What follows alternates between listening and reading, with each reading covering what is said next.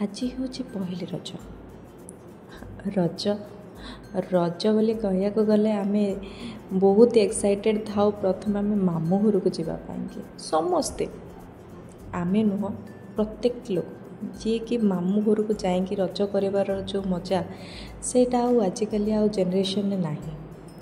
आम generation Roger बहुत नियम थिला, बहुत खुशी लगुला, आ बहुत प्रकार खाइबा भी मिलूला।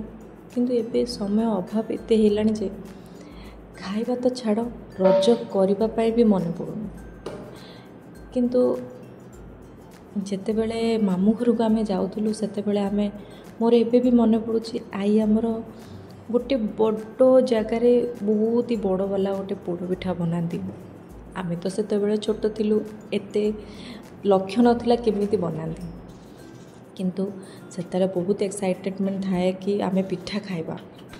आम घरे सेते बेले पिठा पिठा पिठा बहुत प्रकार पिठा बना होता है। आई मौसी माने बने थांती।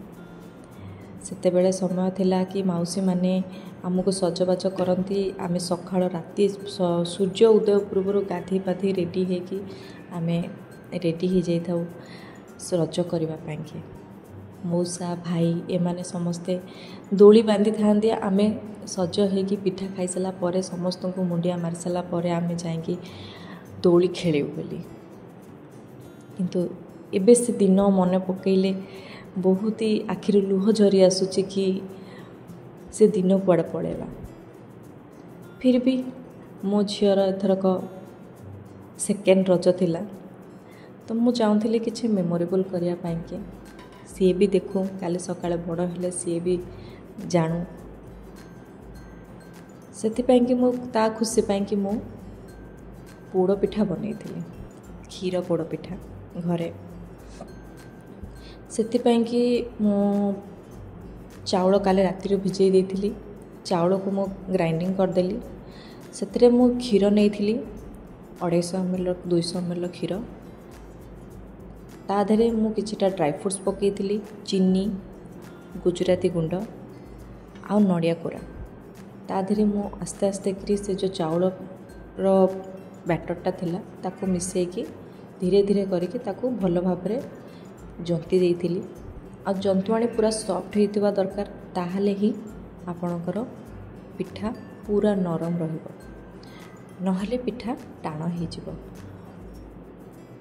आपण यदि पोड़ पिठा करूचंती तो आपण दी प्रकार करें। गोटे आम गुड़ पकईके करूँ जोटा आम प्रति वर्ष सब वर्ष रजरे करा जाए। आ गोटे क्षीर पोड़ पिठा होता है। क्षीर पोड़ पिठाटा बहुत नरम होता है, पूरा सॉफ्ट होता है।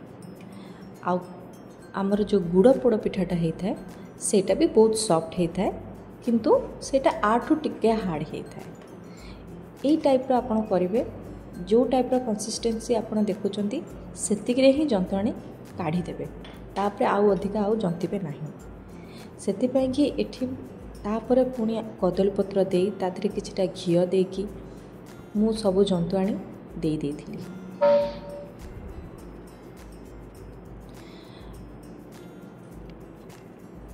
ता भितरे जेते बेले पोड़ पिठा पोड़ी थाए मु सेते बेले झील को सजबाज करथिली।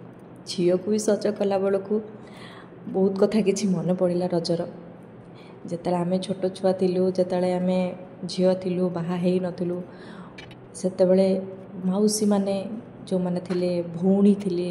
मोर 3-3टा मौसी आउ मोर ऊपर गोटे बड़ भौणी आ तले 2टा छोट सान भौणी थिले। मामू घर को गले आमे सबुठु बेसी एक्साइटेड थाउ कि आमे सब भौणी माने गोटे जगार रहबो, सांग होइके खाऊ, सांग होइके बसु, सांग होइके हसु, आ सबडे बुलिया पे भी जाऊ। रजटा रज भलिया लागुतला। किंतु एबे से रज आ रज लागुनी। निज घरे निज जगार बसिकी से रजर कौनसी खुशी नहीं। खाली जो पालन करने कि घरे गोटे झील थिले रज तो पालन निश्चय करिया को पड़िबो। सेटा आम पूर्व ओडिशार नियम अछि।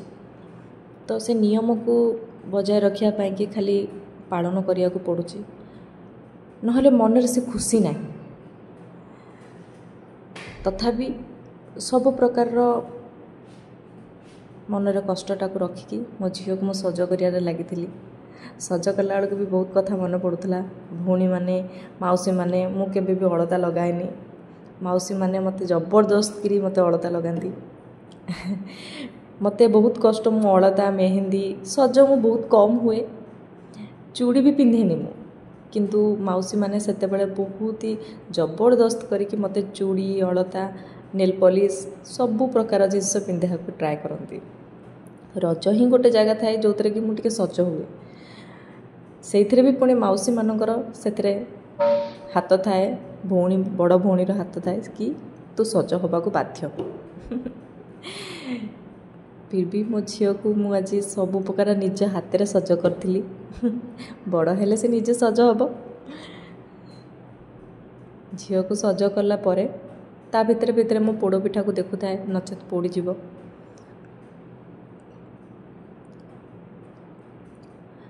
सज करिया भितर बहुत कथा रजर अच्छी जोटा कि आमर नियम भी अच्छी कि झील पिला कौन करेंगे कौन न करेंगे केमिति चलिए एसबू जिनसर नियम आजिकल बतैवाई कि घर बड़ पाखे कहीं न था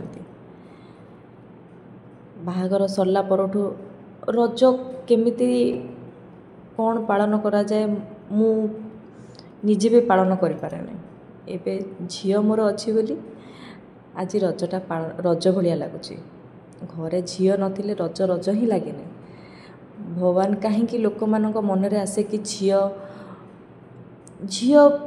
जन्म कहीं लोक मैंने एत दुखी हुंती मु बुझीपारे नहीं गोटे झील ही घरे थिले सबु प्रकार पर्व घरे झील ही नथिले से पर्व ही लगे नहीं तो आज मो झील पाई कि मु पोड़पिठा बनई ताकू रेडी करके ताकू पोड़पिठा खुआई जदि वीडियोटी भल लगी लाइक शेयर कमेंट निश्चय करेंगे आ मो झील को आशीर्वाद करेंगे जमती से सब खुशी था। Thank you.